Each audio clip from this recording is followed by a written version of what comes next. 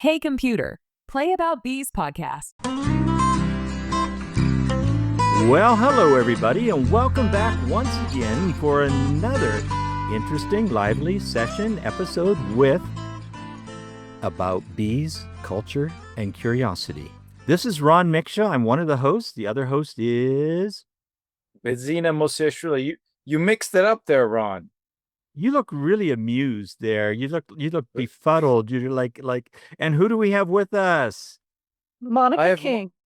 Monica King. I'm sorry. But I was going to say, you mixed it up there. You said, we're here with About Bees podcast. Mm-hmm. Is that how you normally say it? It's okay. It's okay. No, it's not. But, we got to keep people on edge. They get bored so quickly these days. People have such a short attention span, and then they get bored and say, oh, it's the same thing again. But this is not the same thing. We have a really great episode today. I'm really looking forward to talking with Monica. She is, she's my niece. So her father is my brother. So we grew up together in the same family, the father and I, and I watched Monica grow up from the time that she was just a little kid. In fact, I think you were about a year or two old when I was forced to babysit you one time, and you crawled underneath the table, would not come out, and you screamed and cried the whole time. Do you remember hearing stories about that? I don't know if you could actually remember. Doing that, yeah, that was Yeah. It could be quite scary when you want to. That must have been really scary. So anyhow, I've known Monica forever, and she's one of the most wonderful, helpful, interesting, and intelligent people that anybody could ever want to have in their family or around them in their community. And she has moved from Florida, where she grew up, to Arizona, outside of Tucson, and she has quite a few activities going on. So instead of me trying to speak for you, which I too often try to do for everybody, Monica, please tell us your story. Okay, so well, I wanted to get into the Mixa family tradition and raise queen bees out here, and that didn't work for me. I raised some really hot offspring because I used some artificially inseminated polline and crossed them with Africanized bees. Yeah. That was a total accident because the idea behind it was, my dad told me I needed to get like a 13-mile radius kind of under control with European drone saturation. I thought I had it, and I was unsuccessful. So after meeting the offspring of what I raised, I terminated that entire idea and requeened what I had raised with known European genetics from out of state. And I got into bee removals. I found that it was like a niche that, oh my goodness, had a huge demand. I mean, there was not enough beekeepers doing it. And so as soon as I jumped in with both feet, I mean, I become very popular as far as doing bee removals. And then there was also a area here in Tucson that was not being filled, and that was education and mentorship for hobbyists, where somebody not only is there for them to answer questions, but is an emergency backup to remove these Africanized genetics from residential areas in order to, basically make sure that we don't get beekeepers in trouble with these potentially defensive bees. Yeah. And then you're teaching, you're running courses, Yes. you mentioned artificial insemination of queens, so you know how to do that, and you were running No, some I stock didn't that... do it. I actually got the queen bees. I didn't purchase them. I was gifted 3 artificially inseminated polline, Okay. just to see what I could raise in an area that I was trying to get European drone saturation in. It was kind of I like see. part of a grant that a friend of mine had going, and he had started it and then moved, but wanted me to like finish up basically what we kind of already knew was that the offspring was not usable, so that was But kind weren't of you... I'm sorry, I cut you off there. That was kind of...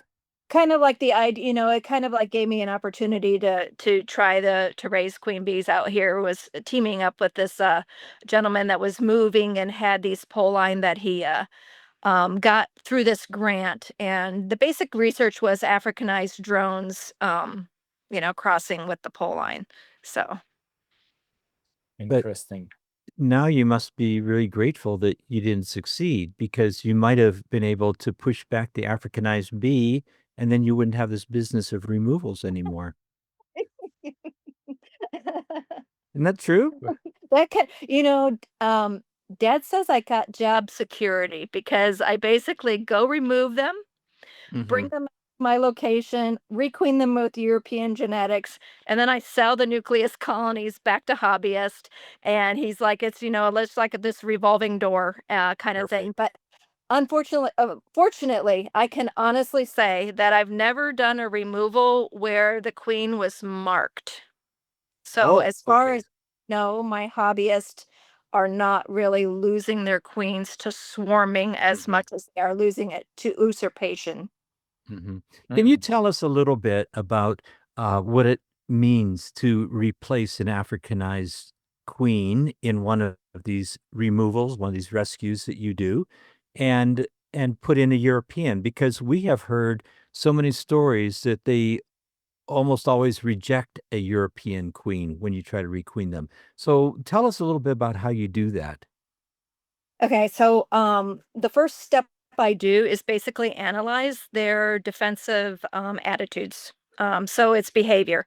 If they are a highly defensive, like double deep, if I could use that, okay, so I'll go with that. And I have like 3 different levels. I call it a heatometer scale. Mm. So, like, if they're in the 1 to 3 and they're just kind of runny, but, not really, airborne and basically acting like maybe, a little bit of a European, I kill their queen and I wait 5 days, and then I go in and I check for queen cells and kill all the queen cells down. And then I put in the new queen in a regular, introduction cage, like you would Like do just European to European. like a Benson wooden cage with the 3 Yeah. holes, or Yeah. yeah. JZ BZ, but the old, Mhm. any Right. of the old wooden style.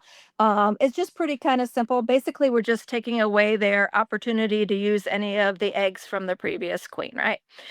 Right. Um, so then if they are like on that level 5, 6, where they're like hitting my veil, but not really stinging me, they're just kind of like their temperament's a little high strung, but still tolerable kind of thing.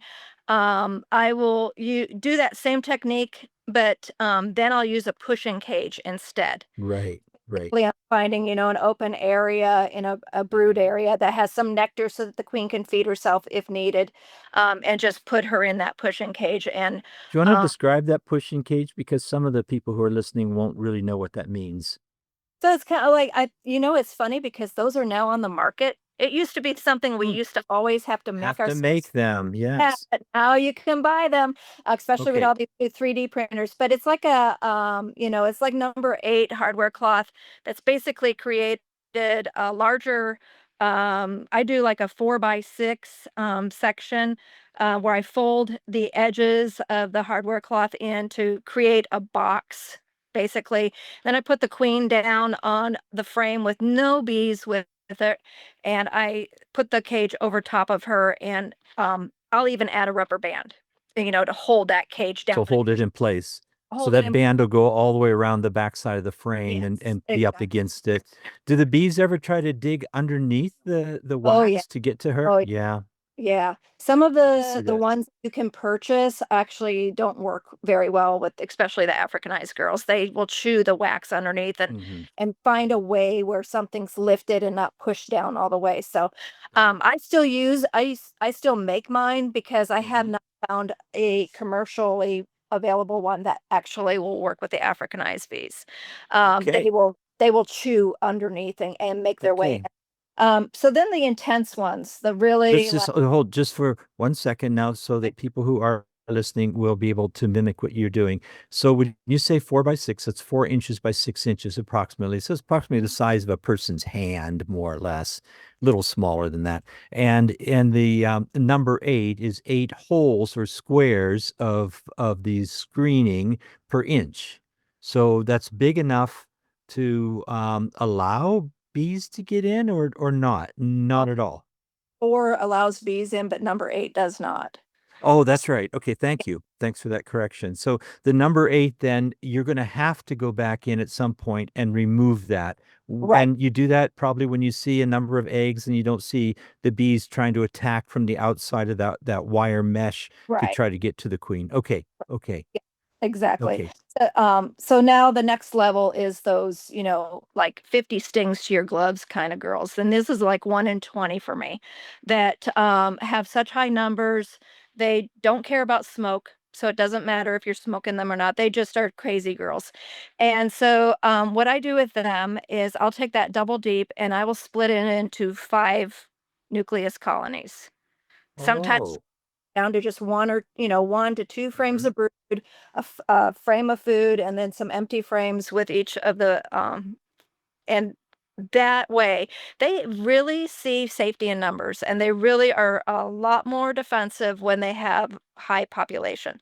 So I call it basically breaking their spirit. It's kind of sad, Mhm. but so once that spirit is broke, then I go back to that stage 2, and you still use that pushing cage, but I add a section of aluminum foil that allows the bees to still see her on one side, but on the other side, she's protected with this aluminum foil under the rubber band so that she has a private area that she can scoot to.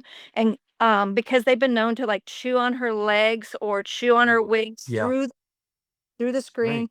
And so this Right. gives her privacy until she's fully accepted. Now, Mhm. the crazy thing, that dad actually brought it to my attention was that I believe it was in Australia where they did, research, and they found that the average amount of days that a colony is needed to fully accept their queen as the new reign, is 25 days. So Wow. anything you do to that colony within that period, they might blame the queen. So if you go in there and you oversmoke them, you drop frames, you manipulate frames too much, you get them too excited, and then they will likely go and kill her and then raise a queen off of, her eggs. But then some of them are just crazy and they try that again. But the more you, um, like, that would be an F2 off of your European. Mhm. So, I mean, then that genetics would be more likely to accept that next queen. So it's a process. It's a process a lot of commercial beekeepers are not going to do because it is time consuming. Plus, It is. you're housing that queen in a very small area for a month, and so she's not filling up a colony. Well, She's not even filling up a nuke. I'll release her in like a 4 to 7 day period. Usually they Oh, accept, okay. but still have that opportunity to kill her. So you cannot move them. You can't Mm, do got anything it. for 25 days, right? So she's Right. really Right. walking around, but you're not out of trouble. You're not, Mhm. you haven't successfully done a queen requeening until, you still see her a month later. Mhm. Mhm. So yeah, it's a song and Yeah. dance, and like I said, it's not something a lot of commercial guys are gonna, put their time No. and energy into. But when I do live bee removals, I tell the homeowners, I guarantee them that these bees are not going to be killed, and I've never killed a colony due to defensiveness. So Even that 1 just in 20 that will just wanna chew you up, Right? you I still work I with still them. I still work with them. Wow, that's not everybody would do that. That's great. so But ju- Zena, ju- hi. just to clarify, I don't know if I heard this correctly, but so you introduced Africanized queen bees to Arizona, or is No, that Yes, she brought them in. She went down to Brazil, came back with a semi-load of Africanized killer bees and stuck them around Arizona. boy, whew, you heard it here, people. No, I'm just kidding. No, no, no, no, no, no. I okay? did not introduce them. No, they came on their own in the early 90s. They Right. found their way And up. Yeah. Mhm. your like what was so your initial relationship with Africanized bees? Where did it start with? They were already here when I got here. Yeah, I know, but did you have a like a interest in that specific genetic, or was there So, just a demand for some, or what happened? It was just coincidence. no, they're just here, and if you want to work bees, you're gonna deal with them. Oh, I see. Yeah. Yeah. And so like when I'm teaching my beekeeping 101 class, when we go out to the bee yard for their first time, I mean, this is like people that have never met bees before, wanting to be beekeepers. I introduce them first to a European colony so they get to like watch the queen lay an egg, see the communications, watch a waggle dance, get to enjoy everything that us beekeepers love to watch. Then, we go to an F2. So it'll be like, I know that I lost the European queen and that she made it in this area with Africanized drones. And so they get to see the little bit of a change in the behavior, and yet, many times they're not too bad. They're, maybe they hit that medium, on my hedometer scale, that 5. But then I make them go into, and I make sure their suits are totally like they're in their suits with duct tape. That's how protected the students are. But we open one of our very high, that 1 in 20 colony, because I want people to see it. I want them to feel the energy, to know that like the queen is usually on the walls running around the box. She's not even on the frames. The bees are just looking like this pouring water, like they're running everywhere. They just are not fun, basically, to get into the colony. If you've got to go all the way in, I mean, a lot of times if I'm working them myself, I don't even, you know, I don't check for the queen. I know that they're Africanized. There's no reason to bother the brood chamber. There's no, I don't get in and do full inspections like somebody would normally do on a European colony. Because they're just so aggressive. Yeah. It's Well, tell Uh, us how you actually find the queen that is an Africanized queen when you do rehive or rescue from somebody's house or their garage or whatever. You bring it back to your property, which is not in Tucson. It's a hour away from Tucson. hour from Tucson. About an hour from Tucson. So you have to carry these back in your van or your truck, and you come back to your property, and then you put these captured, rescued bees into Langstroth equipment. Yes. Hmm. And do you look for the queen as you're doing that? Actually, most of the time, I know I have the queen before I leave Tucson. So I use a Colorado bee vac. It's like I don't know if you're familiar with the bee removal vacuums, but it's kind of like a deep box that has been converted into, and then has like a shop vac on the top that's altered so it has low suction. So before I leave the property, I confirm that I have the queen with me. So, two things: making sure you have all the brood so that if there's any bees they can't reestablish. And number two, making sure you have the queen, that way if there's, any issues, you don't have somebody reestablishing. So I like to get a visual on my queen before I leave the bee removal. It's hard to do if you've got 40, to 60,000 individuals, that if you have a large removal. And in those cases, I have like 8 of those deep vacuum boxes as Oh, backup. wow. I can Yeah. like, if I feel as though it's a large removal, I can like space them between 3 different Right. boxes, Mm-hmm. and Mm-hmm. clean before leaving the property. Mm-hmm. Mm-hmm. Do you want to walk us through one of these removals? Let's say that you're sitting at home, you've got your feet up, you're maybe assembling some of that famous pottery that you've worked with in the past, and you get a phone call. And somebody says, and then you're kind of like, I'm busy right now. Oh, well, I kind of, this is sad to say, but I don't even take the call. Okay. It takes too long to talk on the phone, with everything that we've got going on. So I ask everybody if they would send a photo of the location that the bees are, if Mhm. they would tell me how long that they've noticed them, because just because they've noticed them doesn't mean that they haven't been there for years, and their main crossroads. So I have an idea that, what part of southern Arizona that they're in. And then I get back to them with an estimate for the removal, because it is a fee to work with these Mhm. Of bees. course, yeah. And then I schedule it for evening time. I only do my removals at night for safety and containment. Now, a lot of beekeepers have scolded me for that, saying that I'm putting myself in, that bees crawl. Anybody who does bees at night knows that bees Yeah. just look for a. We don't touch a hive up here in the dark. Like they'll be all over you and within minutes and Yes, stinging. exactly. Yep.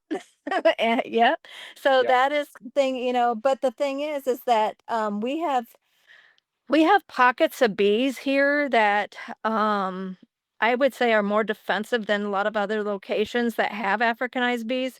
So, for instance, this guy that is doing bee removals here in Tucson, he moved here from Yuma, Arizona. And you would think Yuma Africanized bees would be the same as Tucson Africanized bees, and they're not. He said there's something about these ones here that they're more likely to have that 1 in 20 defensiveness, where he really never met some of those kind of those bees in Yuma. So See. there's beekeepers in Phoenix doing bee removals with no suits, Mm-hmm.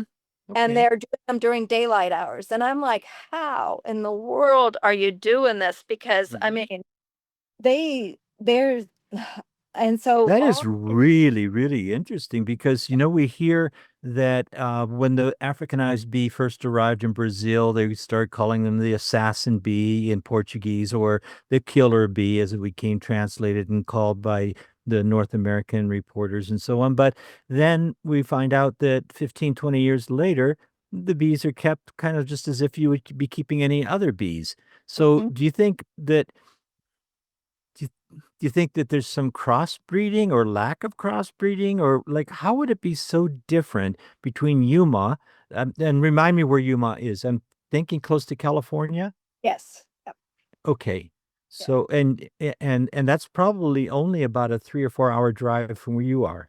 Right. The only thing I could think of is like that's Imperial Valley area where there's a lot of agriculture. And so many of the bees that are brought in that area are likely, commercial European colonies, Oh, okay. and then so they have more of a saturation than maybe, the main area here. But what our problem is, I firmly my belief is that we have so many areas for the feral colonies to be established, Oh, yes. that, like we have the mountain ranges, we have they will even live inside of a saguaro cactus.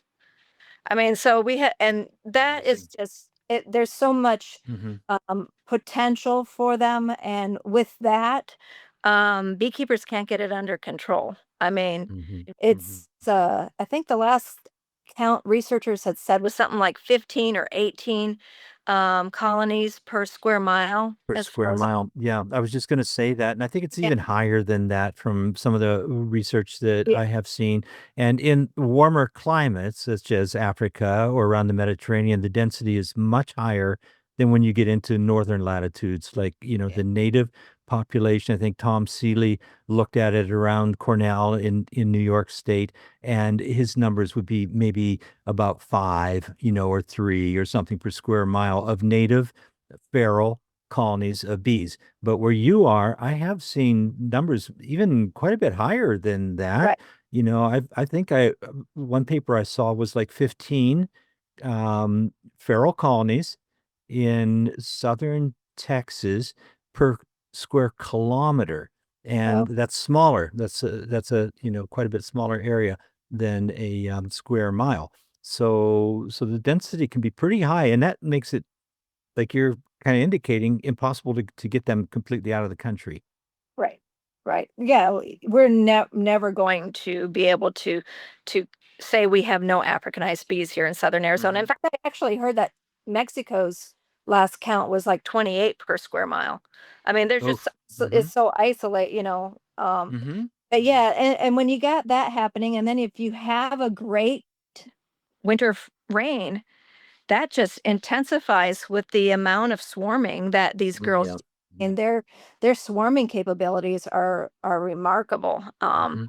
So it's, I mean, they'll get reestablished from a ball this big. I mean, you're looking at softball size, and they can, swarm and create another colony from a softball in the right environment. And so they are amazing bees. I mean, I totally 100% respect them, and I keep a few of them because I call them my donor colonies. They are just so great at everything that they do. I Oh. have to say they're really good. But they cannot be kept in an area where you're worried about anything such as livestock. I mean, they've been known to kill chickens and maim the ears of goats and put, even, I mean, they've killed. I mean, they still do every year here in Tucson. We have people or pets that are killed by the Africanized bees. Yeah. Yeah, that's tragic. And that's going to be that way forever, just because you can't get rid of them. And if you could get rid of them, then you're going to be doing so much damage by using pesticides or something that it'll wreck the environment. So you have to learn to live with them, is what you're doing. I would like you to continue your story about a rescue. So Okay. you get a text message or an email or something, but not a phone call because you don't have the time to explain what you're going to do and ask. So you get a photograph. You can see how big it is, or at least where it is. Maybe not of the nest itself, but the area. But you mentioned doing it in the dark, and yes, all of us beekeepers are going to scold you for working bees in the dark. But not only that, but most of us can't see anything when it's completely dark. All right. Okay. So, I use red lights, and the bees are much calmer. I've actually shown Okay, so my niece works the red light district. Okay. red light does. Yep. So, I've shown the different in the reaction of the colony when you have a red light. They are so much calmer, and you put that white light on, and they just go totally crazy. So we use rechargeable red lights when we're doing the bee removal, and depending on where it is, it could be a cutout. I mean, we have open air hives. Um, where is your bee removal from? Mine? Where is your bees? Yep. Where do you have these bees? Oh, well, I don't do bee removals, but I have friends who do, and they tend to have to work in the sides of houses Okay. almost invariably. So they have Yes. to, like, around the edge of a window or up near the gable. One person sent me a photograph where she pulled a big colony of bees out of a fancy post that was in, like, on the porch going into so they had found a crack, a hole, but these, of course, are not Africanized bees. The Right. African wouldn't survive here.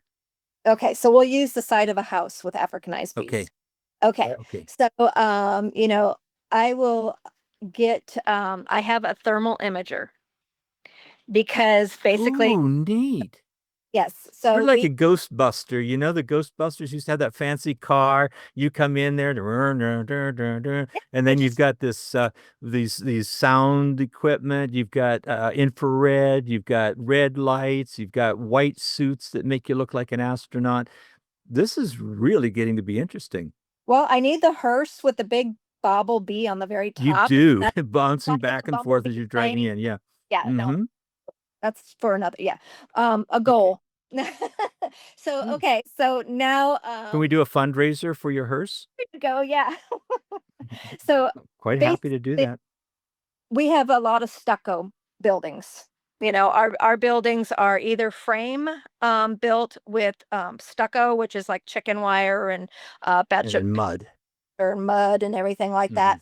And so I'm going to use that as an example because Okay. basically it's very invasive to the homeowners if we were to cut from the outside Oh, through their yeah. chicken wire and stucco, and it's very difficult to patch. So we look from the interior through their drywall to locate the heat signature using our thermal imager. Great. And so we get this big red patch that tells us, between the studs where the bees are at. And basically, we tell the homeowner we'd be coming in earlier, like we give ourselves a half hour or so to set up. So we get there a little early in the evening, and we close off any of their house that might be opened up. Like, so we'll put up plastic sheeting, we'll put down plastic on their carpeting so that we don't make a Right. mess. And then we proceed to open it up with basically drywall tools. We'll cut it open, being careful. We have to make sure that there's no power Yeah, in of course, that yeah. area. We don't want to, electrify ourselves. And so then we'll just Or the expose bees. yeah. Mm. And so, but what's really great about Africanized bees is that when you lift and you fully expose them all at one time, they almost go into they're no longer in a defense mode. So they're only getting really, really crazy as you're opening them, as you're like, vibrating the wall and, and Oh, putting yes, yeah. holes in. But once you pop open the entire piece of drywall and you expose them all at one time, they calm down. So it's almost like that's that, I mentioned before about breaking their spirit is if you're vacuuming up a lot of the guard bees and there gets to be this one point in the removal where they go from defense to offense and they just go into trying to eat all their stores and run away from us. And so yeah, that super defensive behavior only lasts for a short period of time. So the idea is we have to keep them during that period of time from attacking anybody in the neighborhood. And they've been known to attack for up to 200 yards. So Anything in sight. Oh, I think we lose Uncle Ron? yes, we did. Yeah, hello everyone. We're back here, and we left off at Monica was talking about Africanized bees can attack up to 200 yards if they get threatened. And would you like to kind of continue on that point, Monica? So as you can imagine, I mean, that's your neighbors, so we have to think about the environment that we're doing the bee removal in and take everybody into consideration.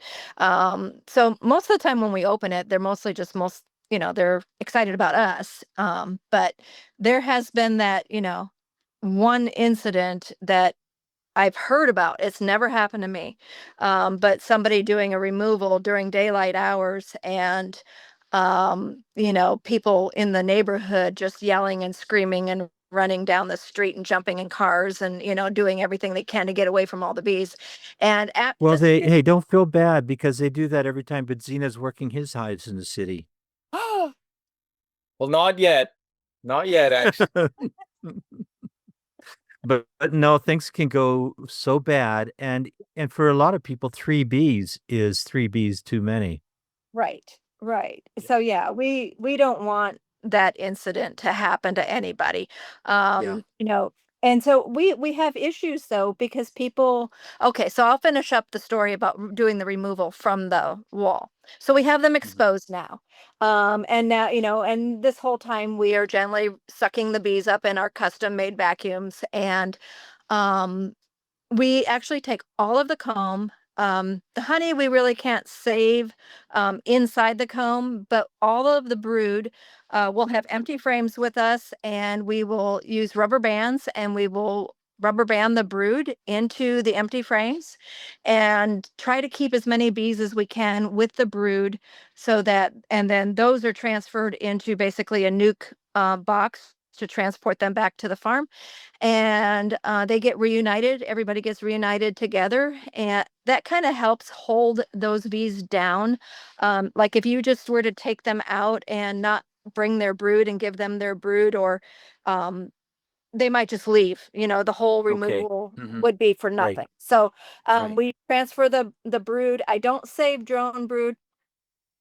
Not those are for my chickens. I have a group of 30 girls that are more than willing to take the drone brood and reuse it. So the Cool. hens get the food. We don't waste anything from the removal at all. So if the honey usually is tainted with something, we don't usually reuse the honey for human consumption. There's usually like insulation in those walls, rat, cockroaches. There's all kinds of fun things that we come into contact with. So that honey will crush and strain it and then add it to like our protein patties. We'll add it to our sugar syrup buckets. We'll like basically reuse it for the bees. So that's, and they're allowed to steal wax from, we keep the wax area a long distance from our colony, so they're able to rob it out and reutilize the wax. So Oh, I nothing see. is wasted. So those frames, after you've cut them out, but you still have little bits and pieces that you can't really Yeah. string together, you bring them home in a bucket, and Right. then you put them in an area where the bees can rob them out. Yeah. Yeah. Yeah. Yeah. And yeah, so we don't want to encourage robbing or anything like that. So it's a good distance from Yes. the location where the bees are kept. So Mhm. and so we don't kill their queen immediately. We allow them to get reestablished for at least 2 weeks. We want Oh, them to settle in, get started in our area, basically, and start drawing comb and fixing things. I mean, because imagine they're already going through a huge stress. I mean, we yeah. put the bees through this, it's like having this giant, rip the, roof off the top of your house and pull you and your children and all your food out.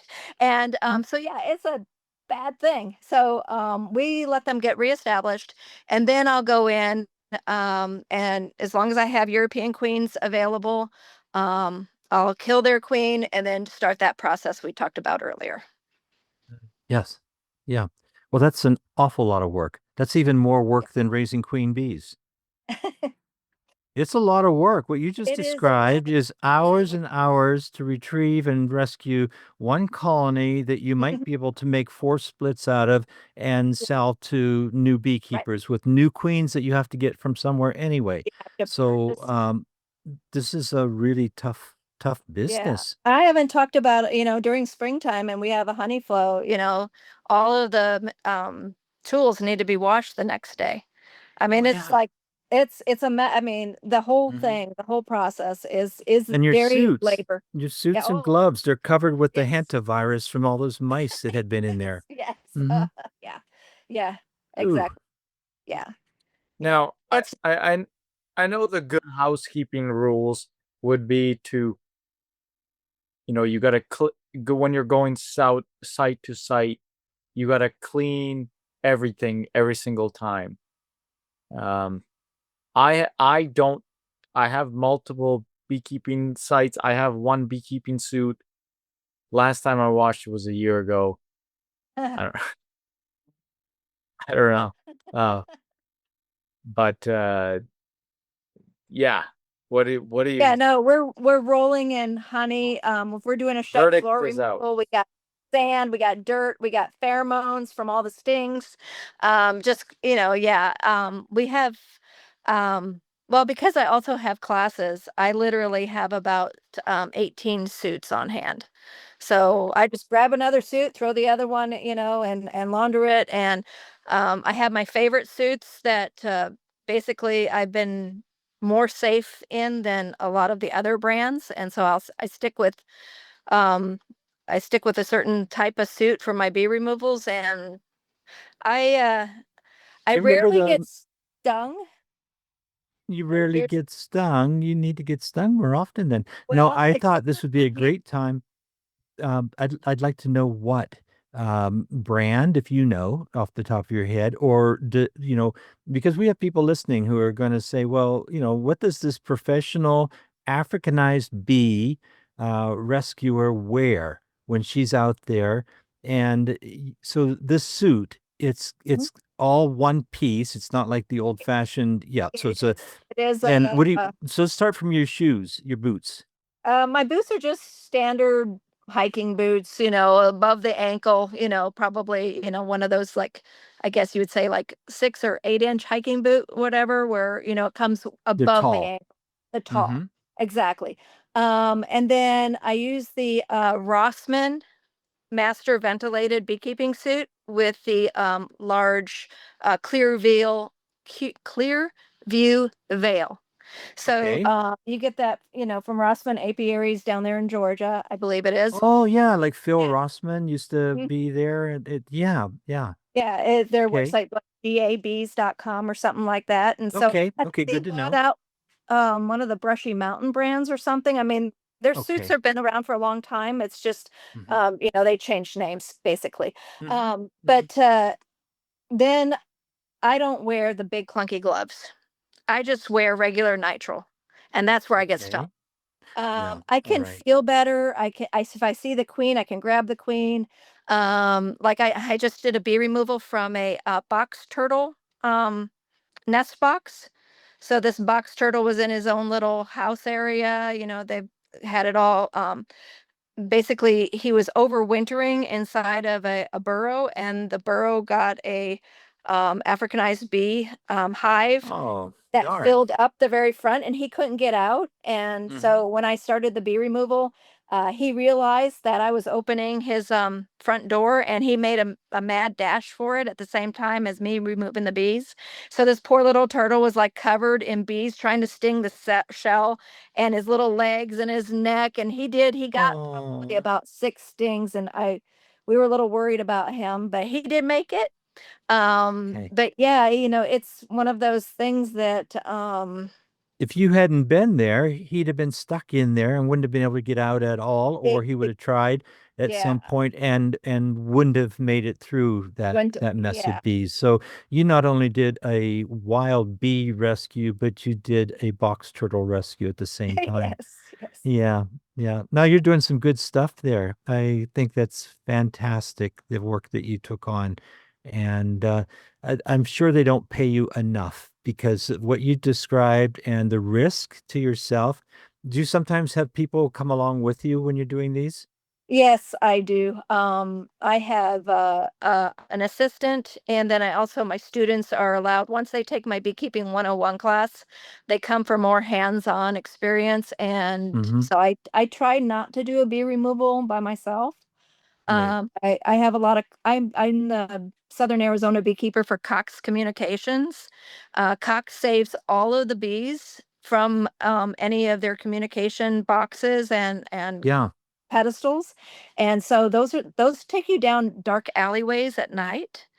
Oh, yeah. So yeah, So it's so not I just don't. the bees, it's the people Yeah. too. It's Hmm. people too, and so yeah, I'm aware that it is dangerous, and we have a great community. Tucson has a lot of people that are very bee oriented. They do want to save the bees, and they are willing to pay beekeepers to do it. So we do have a good Yeah. community out Yeah. here. Well, let's start walking towards that direction now, and tell us a little bit about how you set up a course and a class, and who your people tend to be when they're becoming beekeepers, and how you go about teaching them. So I always ask, I start out with like, why do you want to be a beekeeper? Of course, that's second to when's the last time you were stung. Mhm. But so most all of them are backyard gardeners. They have orchards. They have, this want to be more self-sustainable. And they want to help the pollinators because they hear in the news about the die-offs and things like that. And so they just want to get involved and then be able to assist with that kind of thing. So that's majority. I mean, it goes from save the bees to backyard gardening to I want to make mead. So Hmm. um, Hmm. Lots of reasons. lots of reasons. And so I have from like 9 to about noon to 1 p.m. We just do basics, talking about basic husbandry, nurse bees, how to feed them Africanized bees, what they're going to deal with in our extreme heat, because we have that other issue in beekeeping here in southern Arizona is our temperatures and our very mild winters where bees forage almost every day of the year here. They go out to look Mhm. for something, and they don't find something every day, but they try. So we have those issues, and so we do those basics. And then well, like I said, then we go out and we actually jump into the hives. And that's just the basic 101. Then I have the advanced class. I have a class just on Africanized bees. I have a class on overwintering bees. I try to do Overwintering bees in Arizona. People have to know yes, how to do that. yes, What would yep. be some of the things you would have to tell people about overwintering bees in a very mild climate? So first thing is take anything you see on YouTube or in the books about overwintering in the northern climate and throw it out the door. Of Like we're not course. going to blanket them, we're not going to do anything, but our bees need to forage for water. And so they like water in sunny locations. They have to have the forage population in order to do that. So if their population inside is starting to dwindle, they need to help them out with, anything that they see that they're missing. But the big thing is that, with bees foraging, 50, 55 degrees and up, we have that almost That's everything in the Fahrenheit. year. Yep. That's from Fahrenheit, sorry. 10, Excuse me. Yep. yeah, 10 to Yep. 15 degrees Celsius and warmer than, and you have a temperature close to that almost every day during the winter, except when I talked to you about a month ago and we did a podcast and you guys were bitterly cold there. We for about a week we were. And so yeah, our bees were abnormally stuck inside, So and right now we have 45-mile-an-hour wind gust right now. So the Ooh. girls are not out right now, but But I noticed your temperature is supposed to reach 28, which would be about 90, 85 or something like that here in a few days. yes, Monday, yeah. Hmm. Monday we're back up. And so we have this fluctuating Yeah. weather that is just abnormal. And so a big thing is we do have to treat for mites Yes. because we have brood year round. Oh, Um, yeah. yeah, so there's What's all your kinds of preferred method right now? What would you mostly do to treat for mites? right now I've been using Apiguard. So I use Apiguard, I use oxalic sponges. Mm-hmm. Uh, you know, basically I kind of alternate that back and forth, kind of thing. Mm-hmm. So Mm-hmm. yeah. Well, Bidzina brought out some formic acid for my bees in the fall, and that was the one and only treatment that they had for the whole year. No, I had some Apivar strips in the early spring, in like April, and then I didn't have anything on the bees um, until September on. yeah, sometime September or maybe even October. Yeah. He came by with the formic acid, and my bees have wintered so amazingly well, and I don't see visible signs of mites at this moment, like, crimped wings or old looking greasy bees in a small, like they look like they're booming. My That's colleagues are great. booming. That's great. Yeah, so Yeah. that's so formic acid, but oxalic sponges, I don't know about those. I've never used them. How do you put those on? Well, it's available now. The sweetest sponges basically that are soaked in an oxalic acid. Um, so Okay. yeah, it's I'm not 100% sure if it's Mm-hmm. Mm-hmm. But you yeah. use that, and Yeah, you we're have to be really non-regulatory cautious. state here. Yeah. Okay.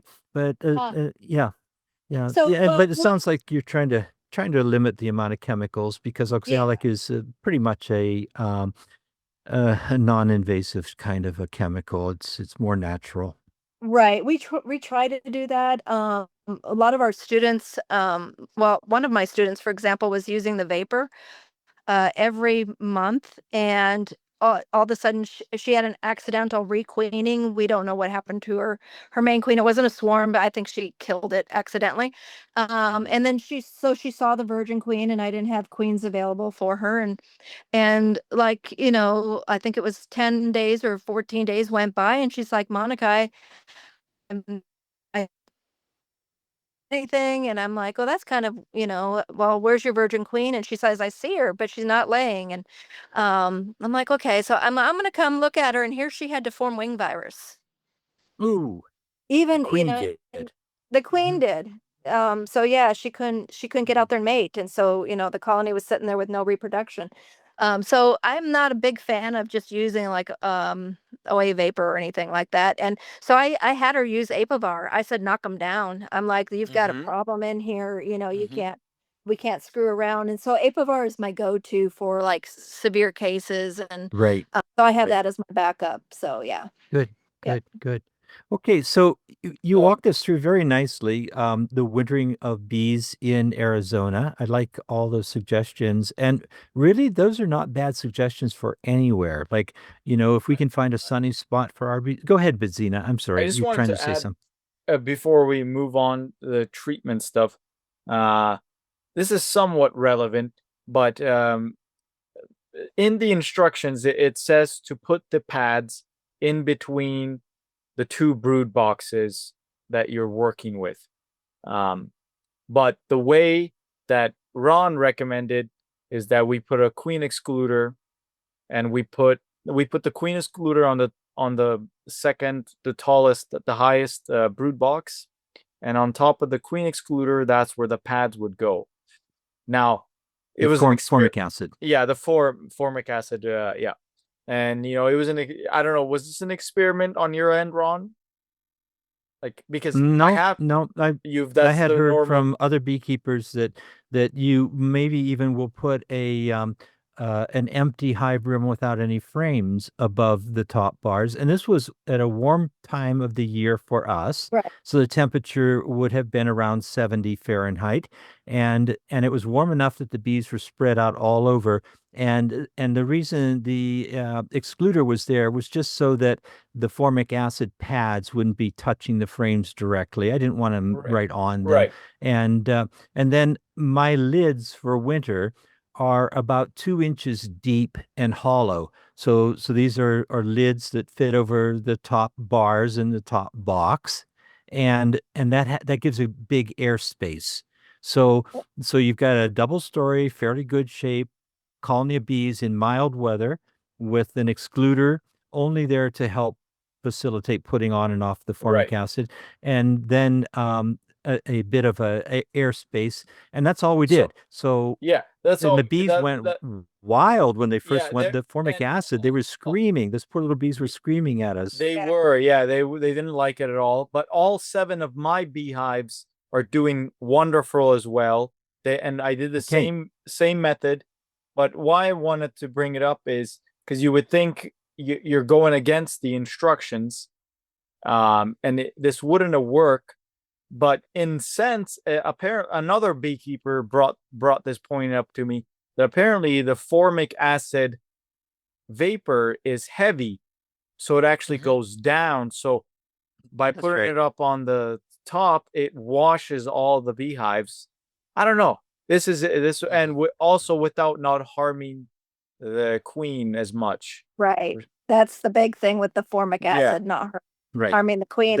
We have, so I'll make a note to Apigard. We don't use the 50 milligram. We use 25 because we have our extreme heat, and we use what you just mentioned, Uncle Ron, was the size of your spacer, kind of your wintering, a sugar board basically is what I guess we would call it. That's basically like a sugar board, but it's a like lid. a sugar board. Yeah, a lid. And so I use that same style with the Apigard for the fumes as well. That way there is a space. Yeah.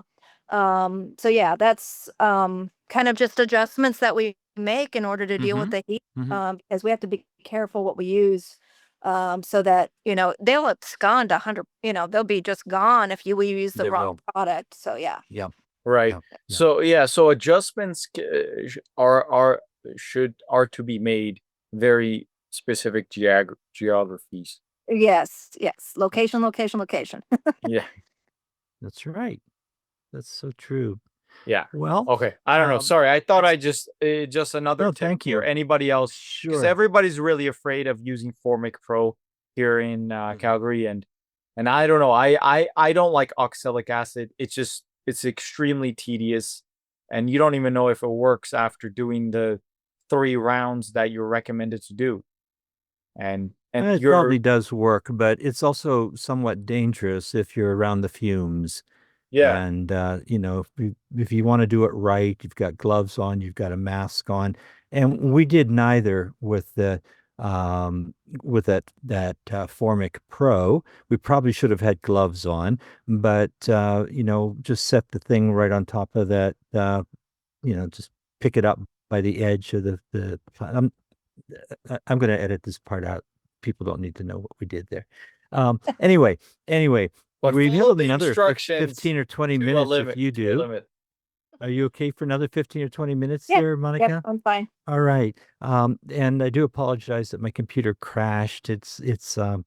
Man, that's frustrating. I'm going to probably have to invest in a new one. This one's 5 or 6 years old, which Oh, really should be okay. But yes. over years, you just load so much software. And before starting this today, I had completely cleared everything and rebooted the computer so that there would be nothing hanging in memory. But I'm pretty sure it was a memory issue. Anyway, we're back. And we still have 15 or 20 minutes then that we can use.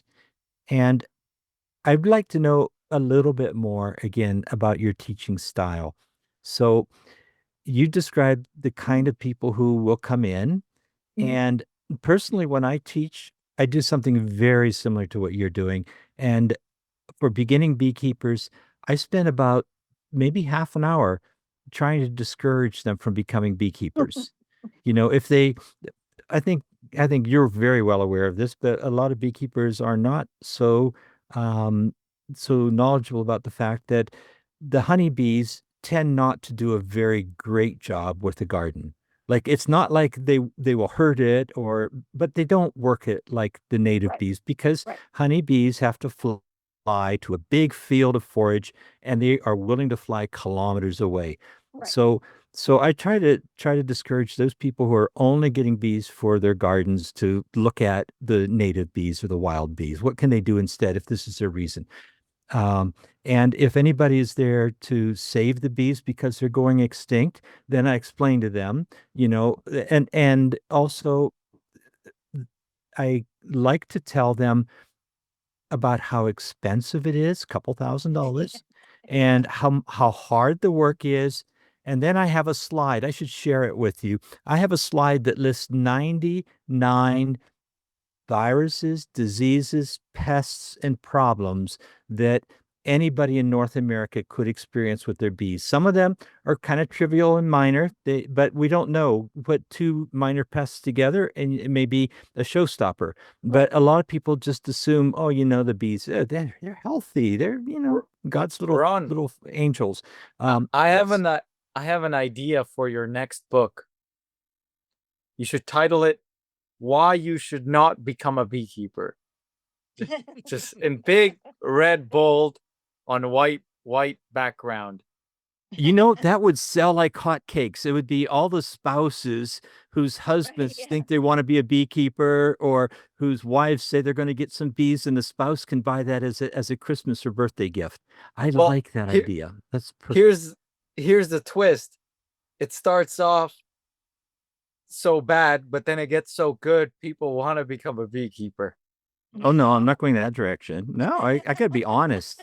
Gotta be honest. And Monica, I'd love to see your book. When's it coming out? Well, I'm working on it, Mhm. but I'm hoping to have it done by this fall. Is kind of what my goal is. So I've got Yeah. I'm hoping, but everything always, how time goes. Everybody's got, like this weekend, I'm going to be set up at the Tucson Festival of Books with the Southern Arizona beekeepers, where we engage over, they have close to 100,000 people walk through there, and last year we personally engaged one-on-one with 2,000 people. Then the next weekend, I'm going to be at the Tucson Organic Gardeners spring fair. So I've got all these events that I go to, and just following up with the students, I offer them, they can come to my apiary every Sunday and work bees with me for free. Oh, great. And then they also have they have my phone number and I teach them how to take good photos so that they can take a photo of their hive and send it to Mhm. me for backup Can you tell verification. us a couple little tricks there that you use? Because I don't know what to tell people. A stylus, I have them cut a stylus off the very tip and take that rubber and put it on their gloves, super glue it onto the tip of their gloves so that they can operate their phone screen and take photos and everything like that. So yeah. That's Oh, yeah, and then otherwise using a nitrile glove underneath their more protective leather gloves so that they can slide it off and take a photo. But sometimes they're working Africanized bees and they don't want to do that. So yeah, I just finger that you're not using regularly. People usually try an outside edge and just put a stylus rubber on one or two fingers so that they can scroll their phone and utilize their phone with that. hmm I also use the phone for people that don't see really well, and they can take a photo and enlarge the eggs. right, So yeah, right. we utilize our phone is one of our go-to tools for doing a hive inspection. So we use that, and then if they become Africanized, I have a free service where I go get them out of their residential neighborhood, or I assist in requeening those with at no charge. Just hmm because I don't want somebody to get discouraged in their first year of beekeeping when they meet these nasty girls. So Right.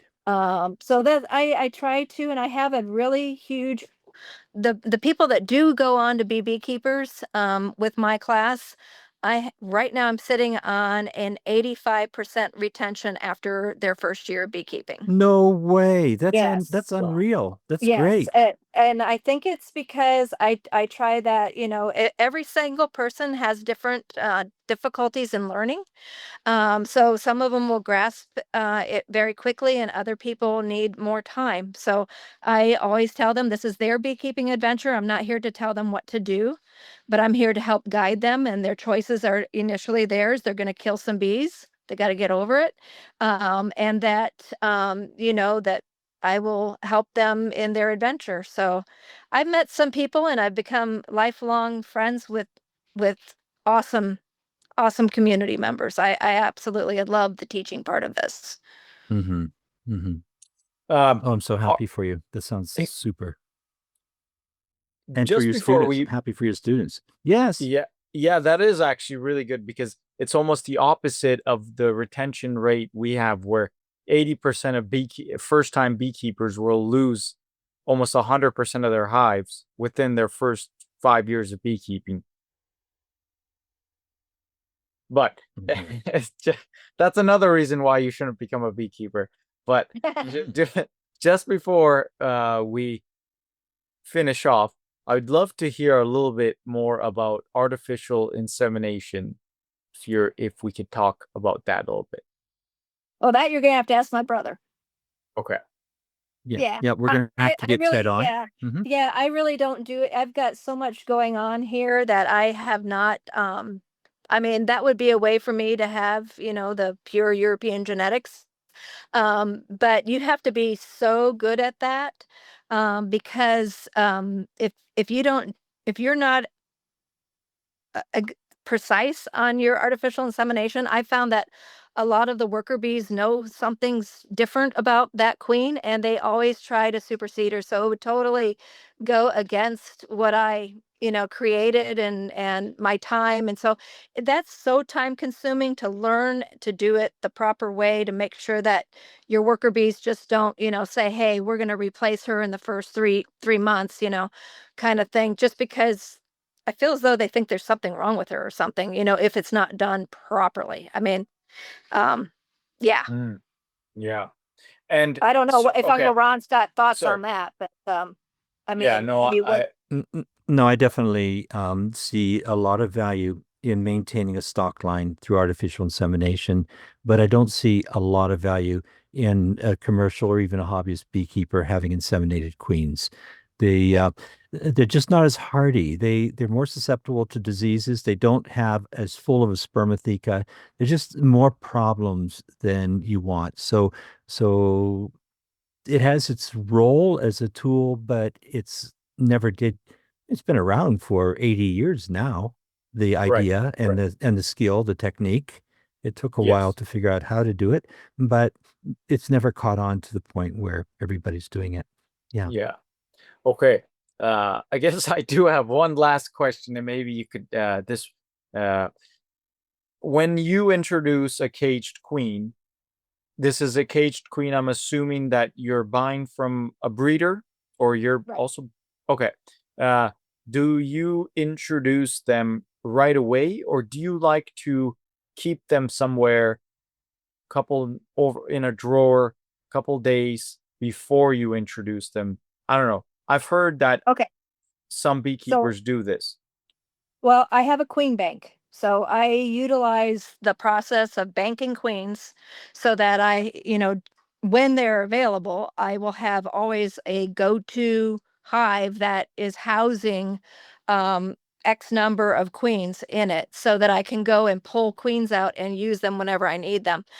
So I'll order in 50 to 100 queens at a time, bank them, and then use them, but I'm not introducing them into the colony. When I killed their queen, I'm not putting that new queen in for 5 days. So there's that time period, and then the whole reasoning is, of course, that time period where um I'm not exactly sure if research has been done on how long Africanized bees give royal jelly to the eggs and the young larva, right? So how long? But I firmly see Africanized bees able to make queens out of 4-day old larvae. So Wow. basically, Mhm. that's an issue that I have. So I wait until they have no, till all of the previous queens offspring are being fed worker diet. That way we can try to prevent them from making their own queen in that, Oh, I see. you know. Yeah, and then you got to be Uh, really good at finding all the queen cells. I mean, they're s- they're s- smart y- about that. Right. And so how long can you keep a queen banked for? I've I keep queen banks going for like 10 months. I mean, I just keep replenishing the brood. So, like, my donor hives will have extra brood in it, and I'll take the brood and just move it to like a frame from one hive, a frame from another hive, and I'll keep adding brood to my queen bank. And Mhm. this in the queen bank, the queen is released in a bigger cage, No, or no. she's So still it's in her a rack. cage?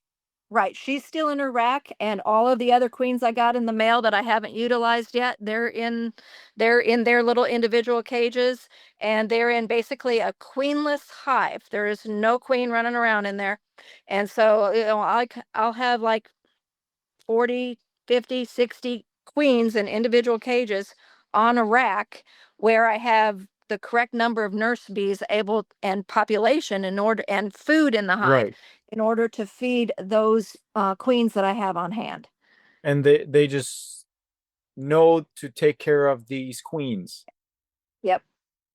The queens Interesting. kind of beg. They kind of make little sounds and they push their little noses Yes. up against the screen of their little box that they're in, each individual one. And then the bees come along and they take pity on them and they say, "Oh, well, it's our job to keep these guys fed. So here's they spit some food at them." Um, Yeah. Have you ever heard of queen piping?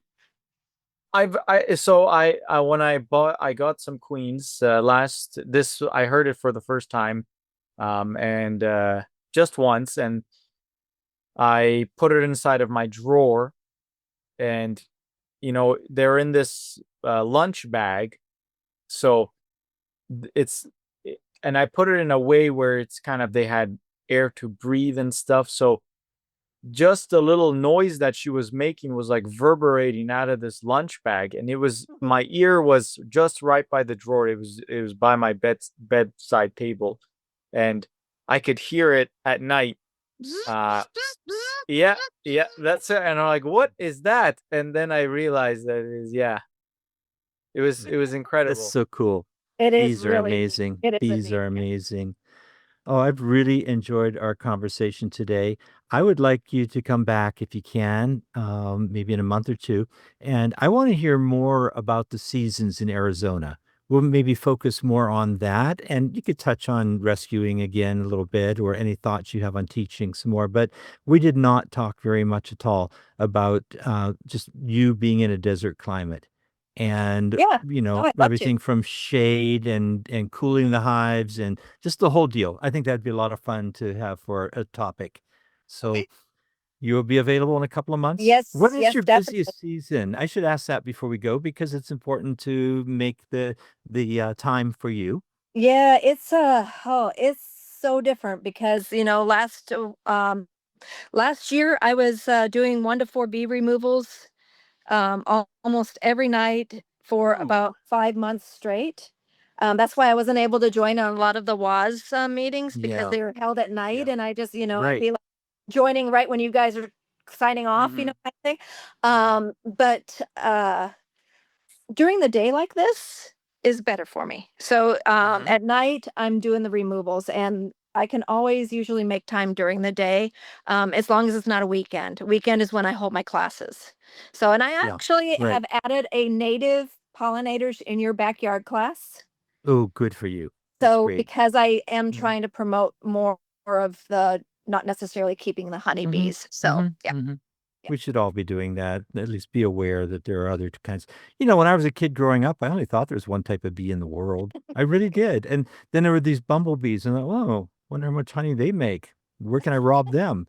Without the thought of how important these things are to us Right. in general. Yeah. Right. Yeah. Yep.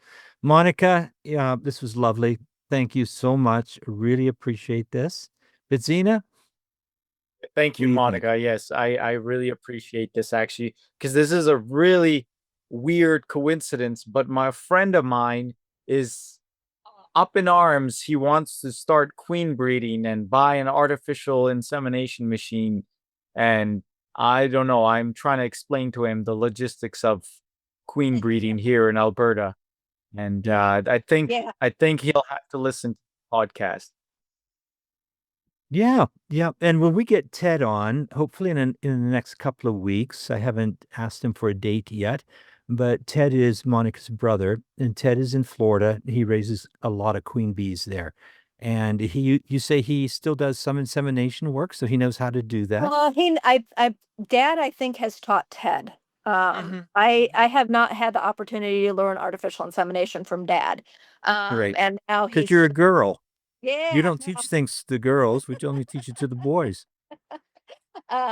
so, well, Teddy showed the initiative and asked Dad to put him through that, process. And so, Right. I think that, if I was interested, the university here in Arizona does hold an artificial insemination class. So, we do have some great researchers and great professors available at our Mm-hmm. disposal. Mm-hmm. And so, Oh, you have a I good school there in Tucson. yes, Mhm. we have some great people. So, I do have the opportunity if I want it, but I just don't see it as something beneficial to me with the direction that my business here is going. I agree. So I yeah, agree. yeah. Mm-hmm. Well, but Zena, you're going to have to wait a little longer, and then you guys can make a decision. But it's only March here. It's snowing today. The high is Yeah. about 27 Fahrenheit, about +3. No, -3 is the high, -3 Celsius.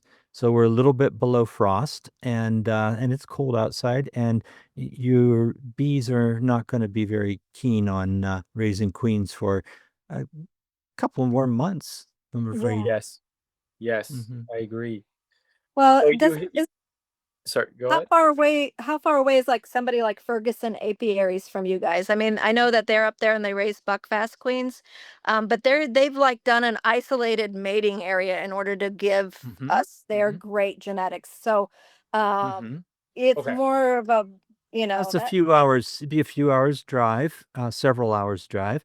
The spaces are enormous here. Well, like they are in the Southwest too, where you are. But we do have half a dozen really good queen breeders in Western Canada. Several are in Vancouver area because the climate is so mild there. They don't get the cold weather, and spring starts a month at least earlier. But we have quite a few that are set up on the prairies too, and they tend to be exactly what you described. They will be in more or less isolated areas. And is Just Ferguson the one who came up from New Zealand? I'm not sure, but they're just really well known for the Hmm. buckfast. Like I'm not Yeah. sure where they originated from. Ted probably would know more about that, but like, Okay. so one of my favorite genetic lines is the buckfast. I mean, that's my favorite. But for Oh, my students, we use Cordovan Italians as much as we yeah. can. or Hawaiian Italians, or wherever we can get them from. That's one of the points too, is that we have to get genetics that are docile over maybe quality genetics at this time of year, Right. I because understand. we just need to get them replaced and get those mean girls out. So Right. yeah, Um, we're not too choosy right now. That's right. I understand that. Yeah. to kind of just leave off with a wild thought, what if springtime in Alberta occurred sometime in January and February for bees? Would it be possible to breed queens, Ron, if springtime was earlier, hypothetically? Well, yeah, then you would maybe be somewhere in Chile or in Well, Florida so or what somewhere if else, because if that's when winter is over. Like they start breeding up in January and February could in warmer hypo- climates. could hypothetically like a warehouse be turned into an artificial spring environment where overwintered colonies in Alberta are, they're overwintered like they normally are from October to January. Then January, they're taken to this facility where they're stimulated to think it's springtime, and there's some sort of queen breeding that takes place in that warehouse. Right. I understand what your thought is. I think it's a really interesting and it has a lot of merit. The biggest problem you're going to find in a warehouse is the opportunities for the queens to fly out of the hive and go to a drone congregation area where Yes. there would be, hundreds of drones waiting for them, and you won't be able to fit that into a warehouse. So you might be doing artificial insemination inside that warehouse and have those early queens, but then you're going to have a good supply of drones too. Could there be a big enough building to create this congregation mating flight area? Certainly, there certainly could be, absolutely could be, but anyone with any common sense at all would use that building for any other purpose than something to do with bees.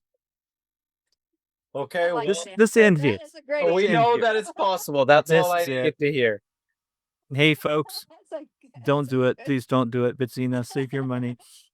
Because just think about, imagine this giant Mhm. dome, and I can't. it's I like can a imagine that. tropical rainforest, and it's That's bees. So great. you're talking about like the biodome here in Yes. Tucson, where Yeah. they clean. Yeah. Okay, so I believe they put bumblebees in, but not honeybees, because Yeah. they have to be able to communicate using the sun. I know, Mhm. I know, but I feel like there could be a way with a giant projector to Polarized. It has to be a Wow. polarized giant projector.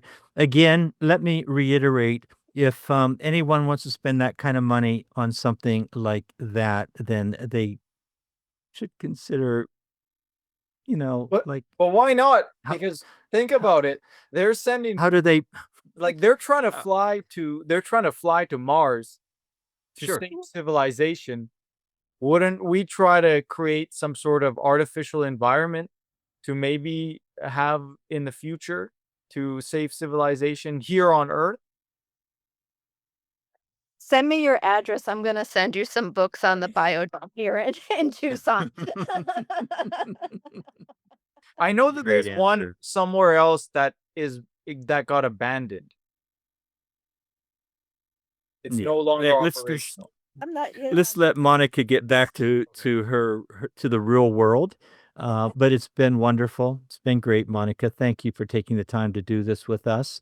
And Bezina, you're always entertaining and always full Very of entertaining. interesting ideas. Yeah, I've got to have Bezina here on Oh. on this podcast. He's just that adds that thing that Well, if you just think about normal it, people couldn't add. the Bee Cube is essentially trying to do that.